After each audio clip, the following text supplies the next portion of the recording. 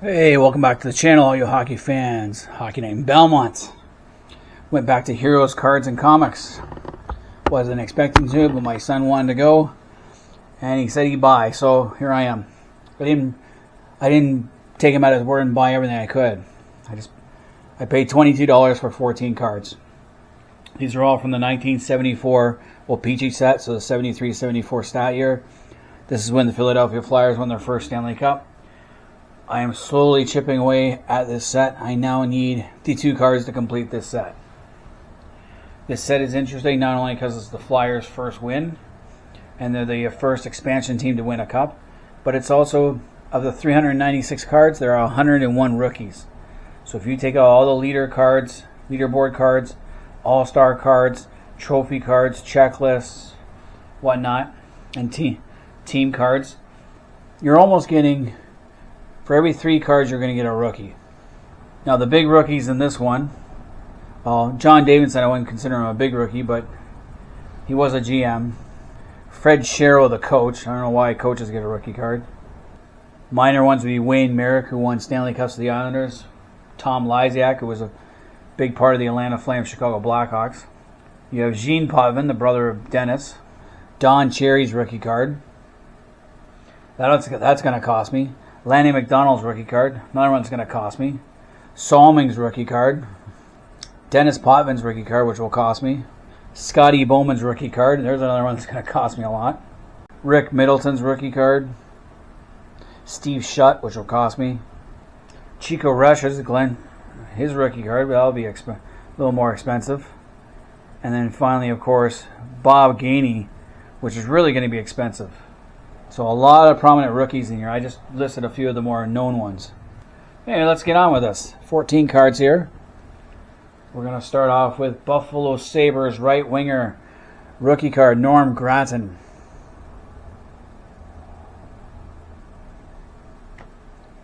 Not exactly a household name. He'd been picked in the first round, 11th overall by the Rangers in 1970. Went to Atlanta Flames in the expansion draft, then was traded halfway through to Buffalo Sabres. Played a couple of years with them, and then went to the Minnesota North Stars. I have his Minnesota North Stars cards. Yeah, he was traded from Atlanta Flames to Buffalo Sabres for Butch Deadmarsh. Deadmarsh later went to the Kansas City Scouts, so I don't think that's that big of a deal.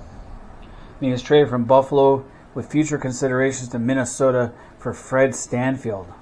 Fred Stanfield was at the end of his career. I have his last card too, so nothing special trade-wise. He only played 201 games, which is 201 games more than I ever did, and had 39 goals. Only 6 playoff games. So he wasn't with the Sabres when they went to the final. Then we have Toronto Maple Leafs defenseman, rookie card, Ian Turnbull. This guy was a pretty good defenseman. He was selected in the first round, 15th overall, by the Leafs in the 73 amateur draft. Was also picked by the Vancouver Blazers in the 6th round, 70th overall in the 73 WHA amateur draft. Never played for them, though. Spent most of his time with the Leafs, then got traded to the LA Kings. I have that trade card. And then went to the Pittsburgh Penguins for 6 games. I did not know that. He was traded from Toronto and Leafs to the LA Kings for Billy Harris and John Gibson. I think that deal was a flop either way, though. Turnbull had 11 goals and 15 assists, 26 points in 42 games for the Kings, but didn't make the playoffs. He spent his time in Toronto with Borla Salming. They created a pretty good punch.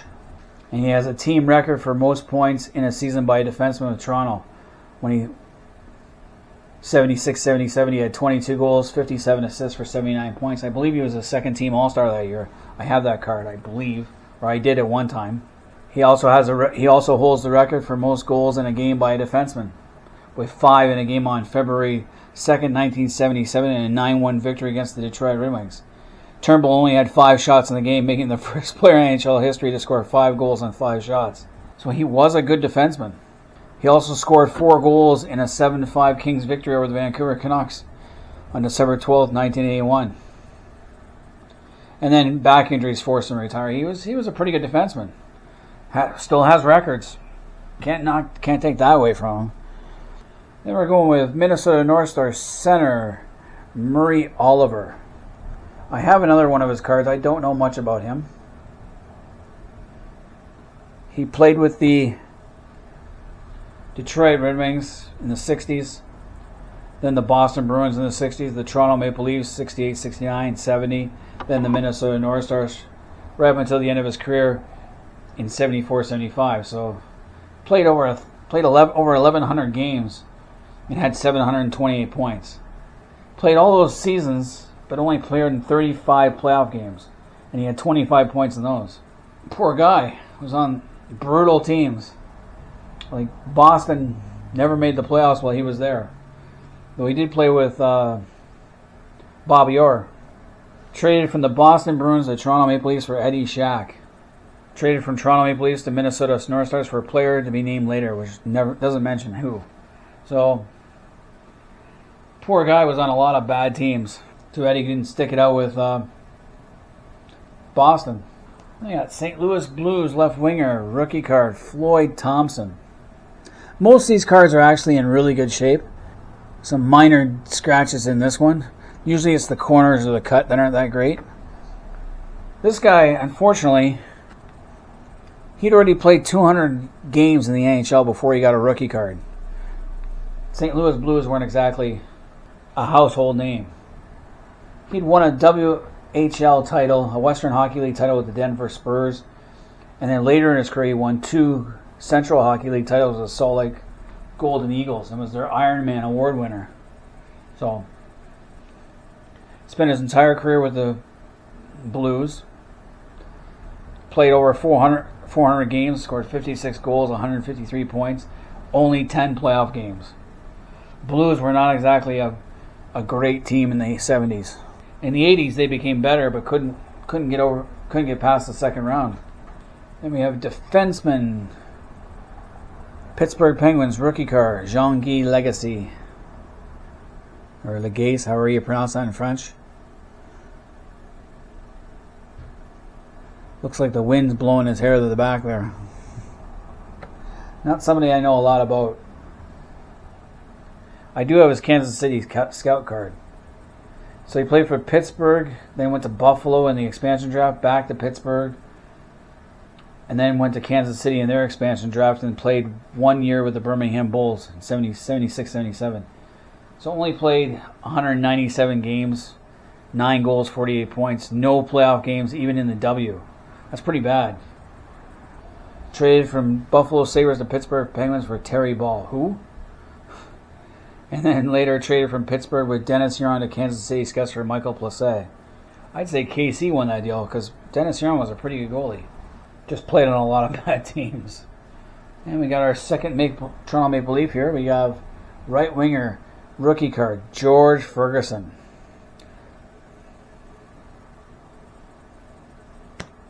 He had been drafted in the first round, 11th overall in the 72 draft. Played 6 seasons with Toronto before moving to Pittsburgh, and then played 2 final years in Minnesota. I knew he went to Pittsburgh. I didn't know he went to Minnesota because I have his Pittsburgh cards.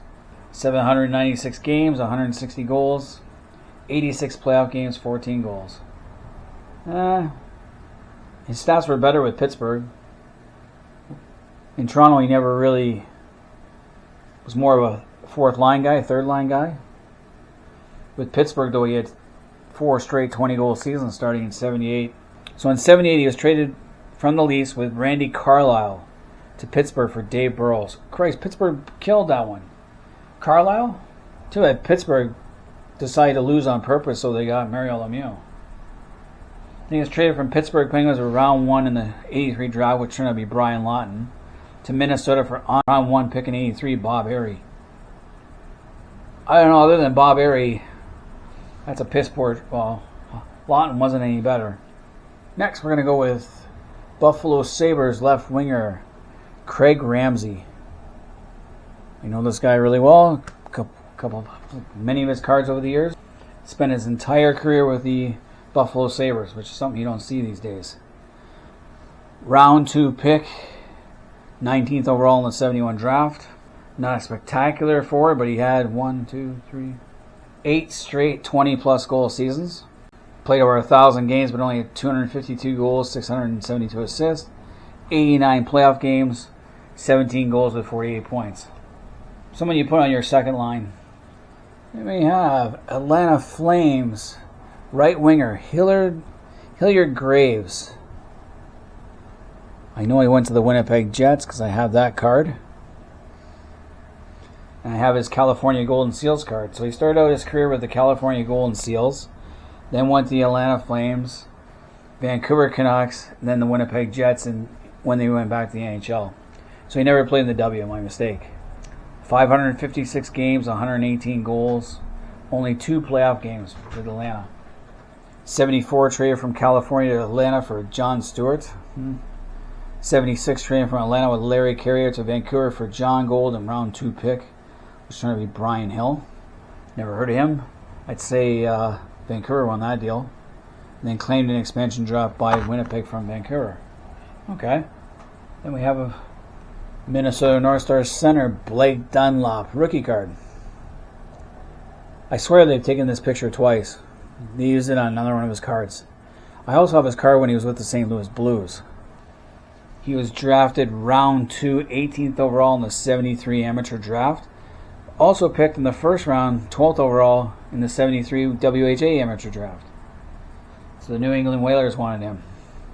Went to Minnesota, played 4 seasons with Minnesota, went to the Flyers briefly, but mostly played in their minor league system where he won a American Hockey League Calder Trophy with the Maine Mariners. Then went to St. Louis. I have that card. And it wasn't until he got to St. Louis that he had 3 straight 20-goal seasons. Had like 87 points one year, 78 the next. And then went to Detroit in his final year. 550 games, 130 goals, 40 playoff games, 4 goals. So in 77, traded from Minnesota to Philadelphia for Harvey Bennett. Harvey Bennett gets traded a lot. Traded from Philadelphia Flyers with Rick LaPointe to St. Louis Blues for Phil Meyer. So Philly needed a goalie. 1979-80 was the year Philadelphia went on a 32 game winning streak, or non-losing streak. Phil Meyer was one of the goalies for that. And they lost in the final to the New York Islanders. Pete Peters was their main goalie that year, though. He got released by St. Louis in 83 and then signed by Detroit, so that makes sense. Up and down career. Then we have right winger, Chicago Blackhawks, J.P. Bordelot. He is a first round, 13th overall draft pick by the Chicago Blackhawks in the 69 amateur draft. Spent his entire career with the Blackhawks. Played 519 games, 97 goals for 223 points. 48 playoff games, but only scored 9 points. Not exactly probably a third line guy. And we're going with Detroit Red Wings defenseman Doug Roberts. I think I have a couple of his other cards from earlier years. Started his career with Detroit in the mid-60s. Went to the Oakland Seals, and then Boston Bruins. Was not there when they won the Cup. He was in the minors. Detroit Red Wings. And then finally played for the New England Whalers. So he only played 419 NHL games, 104 points, 16 playoff games, 5 points. Was not with Boston when they won. Traded from Detroit Red Wings with Gary Jarrett, Howie Young, and Chris Worthy to Oakland for Bob Bond and Ron Harris. Traded from Boston Bruins to Detroit Red Wings for cash. Not much to do with that trade. So next up we have the Chicago Blackhawks team card. I have most of these players. I think I'm missing Jim Pappen. Is the only one I can think I'm missing off the top of my head. Then we have California Golden Seals rookie card, defenseman Rick Hampton. The Seals drafted him in the first round, 3rd overall in the 1974 amateur draft. He played 2 seasons with the Seals, then went with him in the move to Cleveland, and then somehow ended up in Los Angeles for 52 games before being in the minors.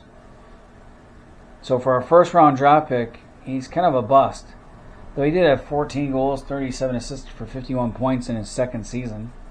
He was actually not a bad defenseman. He had 16 goals, 18 goals, on very bad Cleveland teams. He had a 0 plus minus in 77, 78. I think during the merger after the 78 season, in the 78, 79 season, when Minnesota and Cleveland merged, he was the odd man out, and he signed with LA. So I don't see any trades for him. But the Golden Seals could have drafted Clark Gillies, Doug Rivebrow, Pierre LaRouche, Lee Fogolin, Mario Tremblay in the first round. Brian Trottier in the second round. Mark Howe, Danny Gare, California did draft Charlie Simmer. So many guys they could have drafted ahead of him that were better. All right, and the last one on this list, and the biggest name out of all these cards, is Montreal Canadiens center and captain Henri Richard. This is his final year, or his final card as a player, not counting any anniversary cards. This card's not in bad shape. It has one ding in the left top corner. Other than that, it was a really good card. Richard, of course, is famous as being the pocket rocket. The guy was only 5'7", weighed 160 pounds soaking wet, which isn't much taller or bigger than me when I was a teenager. I was 5'5", 140, 150 when I got out of high school. Not a big guy. He won 11 Stanley Cups with the Montreal Canadiens, which is one of the most. I think him and Jean Beliveau are tied in that category. No, Beliveau only had 10 as a player. No, I think him and Beliveau are tied. I'd have to go back and check. Beliveau's got more because he was an executive. He's got 13 or something.